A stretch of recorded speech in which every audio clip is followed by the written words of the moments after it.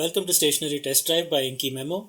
Today we are going to be looking at the Tombow Fudenosuke calligraphy pen, double-ended. But before that, let's introduce ourselves. My name is Vishal.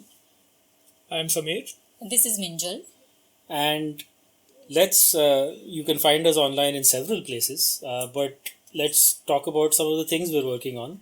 I am nearly at the end of a long journey in digital art, doing 100 portraits digitally. You can find that online, and we'll link to all these in the description and tell you more at the end of the video.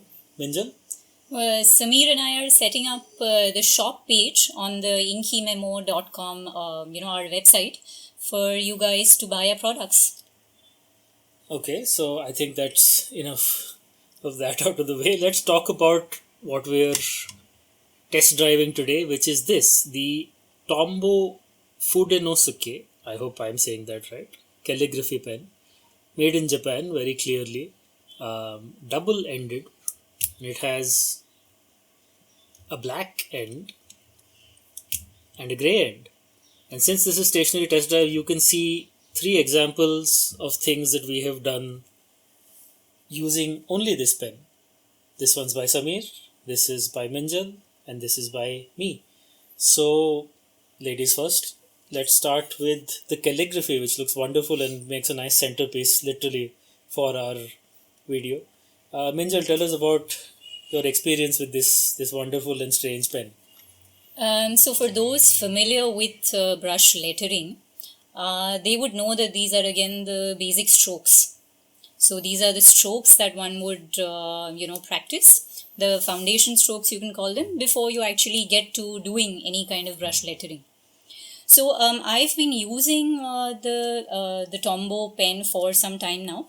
But again, within this pen, I have my preference in which I would prefer the hard tip, which is the gray side, I believe.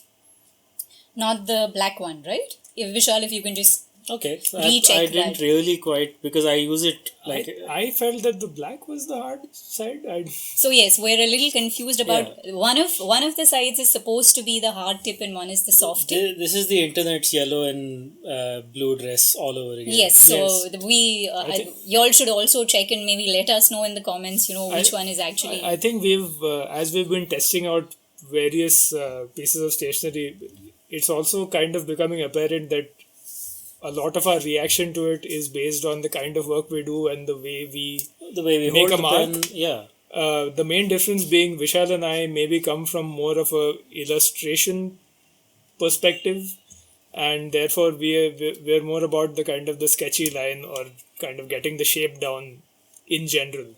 Whereas Minjal comes from a calligraphy perspective where you are trying to write in a very sort of controlled, precise way. And I think the mark making in that leads to quite a different reaction with maybe a flexible nib like this one. And speaking of flexible nibs, let's get down to talking about that, because most people who are not artists, who are not calligraphers, have no idea what a flexible nib is. Now, put simply, it's flexible, it's soft into a certain level, it's more like a brush than a ballpoint pen. Is that the simplest way of putting it? Yes, I think there's a reason that it's called a brush pen, because it does have that ability to move around while you use it. So if you can see here, I'm starting with a simple stroke that looks like a regular ballpoint pen stroke, but it goes all the way to a wide thing. Now, splitting hairs, but certainly very importantly, this is a calligraphy pen. This is not a brush pen. And that's a distinction that we should make, because brush pens have larger tips, larger brushes, for instance. If you've seen the works of people like Kim Jung-gi or others, they use Pentel and other brands, of course, are available, brush pens for their artwork. The calligraphy pen has a much smaller tip. In some ways, it's a harder tip. And it works great for more of, let's say, a Western comic style where you want more controlled, less artistic, rough things. You want that nice control of line weights and uh, of texture as well, which you can put down with the grays. Um, Now, I've used this pen before for illustration. I found it was quite useful as a pen to take with me on the road, because you can then just have one pen that you use for finished drawings like this. What about you two? Why is this pen, why did we choose this pen over, say, a brush pen or even just a calligraphy stylus style felt marker? I think for people who are getting into using something that's not a very fixed nib pen, like a fine liner, for example, like we have covered before on the channel, you should check that out, or or a regular ball pen or a gel pen where you literally have no flexibility in how the nib reacts on paper. It usually gives you a very even line. So if you're trying out a flexible or an artistic pen for the first time, I think this is a great place to start. I think brush pens can be quite challenging for someone who's not used to that flexibility. Now, these kind of pens, they go by various names. Of course, this one's called a calligraphy pen, but when they first started, and Pentel is actually the one who invented this kind of nib, Not Tombow. not Tombow. I believe it was 1953 or around there, or maybe the 1960s.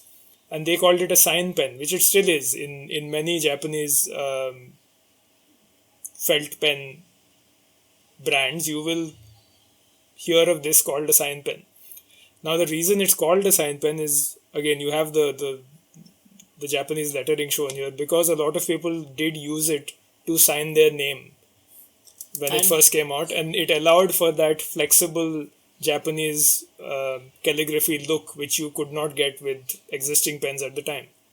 Right. And it does actually, we don't have it right here, but it does come with a weird little guide, a little piece of plastic, which Yes. allows you to. With blue lines, which sets out the guidelines for Japanese calligraphy. The Basic- stencil that Yeah. Yeah. So it's very much made for a specific cultural purpose, writing Right. in Japanese. So But when these were first invented in the 60s, they were called sign pens. They were very much used to sign in a more traditional way, which ball pens would not allow Japanese or Chinese native writers to do.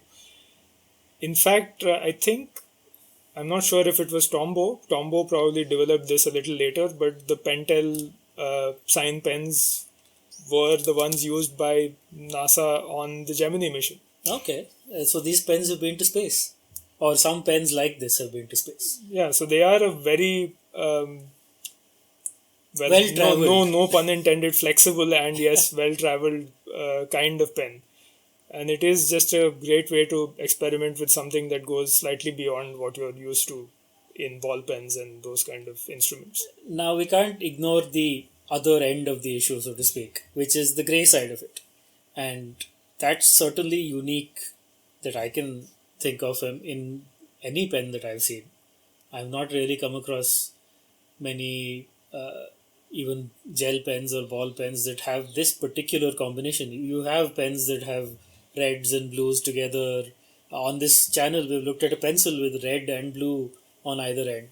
So this is something of a running theme for us. We like these weird things that use more than have more than one use. But grey and black, you can see it here. You can see it in an artistic rendition where I've used it on the shading of and shadows of various parts. You've seen it here in Minjal's way, and your extremely curvy thing. Why grey? Let's just put it that stupidly. I think one of the reasons is probably that it can be. I think it's a matter of perception. If this was a pen that had black and pink with it, then it wouldn't be as much of a serious pen. The great thing about this is because it's black and grey, it gets to be kind of a serious instrument that adults will try. Whereas I wonder if there's some kind of cultural thing we're missing here. Maybe there's like when we looked at the checking pencils, they had a history in military applications on maps, and there, it was red and blue for enemies and allies. I wonder if there's some kind of cultural aspect to the grey color. If you were writing grey colored text on a sheet somewhere in a official Japanese document, if that denotes something different. So if you know why, Why grey? why grey? Because we have only figured out the artistic side of it, that you can use it in that way. But if there is, if there is a story behind this, please do let us know in the comments. so now let's talk about the downsides. And you can actually, I'd like to just go first, and you can see one of the downsides here is that after a while, if you can spot these here, each pen develops a certain kink or flaw. The nibs almost always start to not put down a completely even line. Now that's a double-edged sword. Sometimes it looks really good. It adds character, it adds texture to things. This one, my pen was working completely during the thing. So even these are not flaws. These are legitimate parts which I wanted white. But yeah, there are these things which I imagine in calligraphy, Minjal, will not be ideal. Yeah, for lettering purposes, it is not ideal because, especially with my pen, I've been using it for some time, so it is also a little dry. And yes, these kind of stoppages, they're not really ideal for lettering of any kind. Because as artists and calligraphers, we put down a lot more ink than most people would think. I was pretty much afraid of running out of ink with this one. You've used it on these. I'm guessing most people don't have to worry about that because they're not using them anywhere as much as we would. Yeah, I think they wouldn't be using them that extensively and for that long a period. A drawing like this probably took you a few hours to do. At least it took me at least 2 or 3 hours, and that was because I used a light box for my previous drawing, which you can actually see in our episode on the checking pencil. Right, and that means that the cap was off for several hours, and that alone can be quite a damaging thing when it comes to pens like this. Whereas if you're using it for signing or for writing, you probably have it open for a few minutes, and then you have less of this trouble of something slightly fraying as it is here. Now the other issue, of course, with these pens, and something that a lot of brush pen enthusiasts, yes, there are brush pen enthusiasts. Well, we sort of are. Talk about online a lot is actually what they like to call bounce back, which is the fact that because these nibs have to be a little flexible when they're new, and the good brands, they kind of bounce back to a neutral position very quickly. So between strokes, so the point is, if you make a stroke like this, now I've pressed that down, when this nib is new, I can expect it to go back to a sharp point immediately.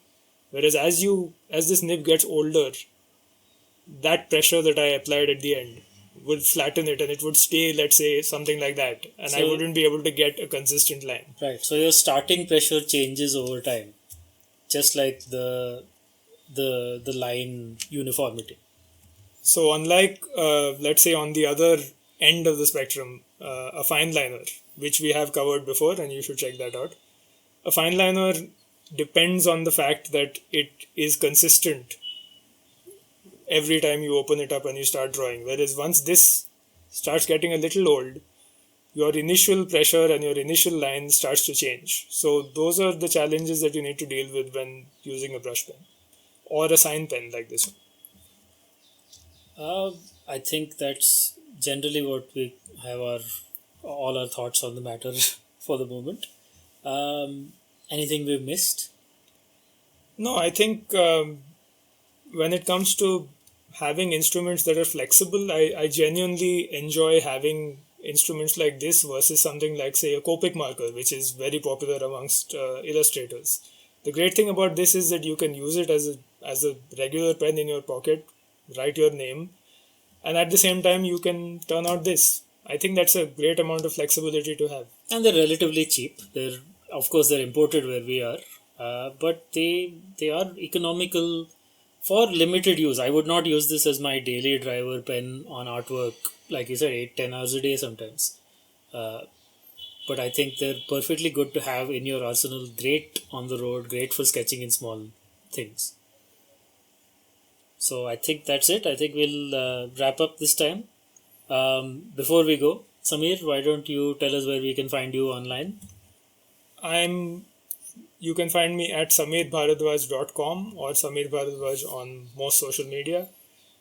And I'm tinkering around with drawing and various design things at the moment. Minjal? I'm on Minjal Kadakia on most social networks. You can find me online, most places, at allvishal and at allvishal.com. Sign up for the Inky Memo newsletter. Just like Samir went over the history of these pens, there are a lot more stories about stationery, its uses, its origins, its future. And follow us at Inky Memo on social media. More episodes of this show will be out every week for the foreseeable future. If you have any suggestions for things we can use, please put them in the comments for us. Until next time, Minjal? Use all the stationery you have at home.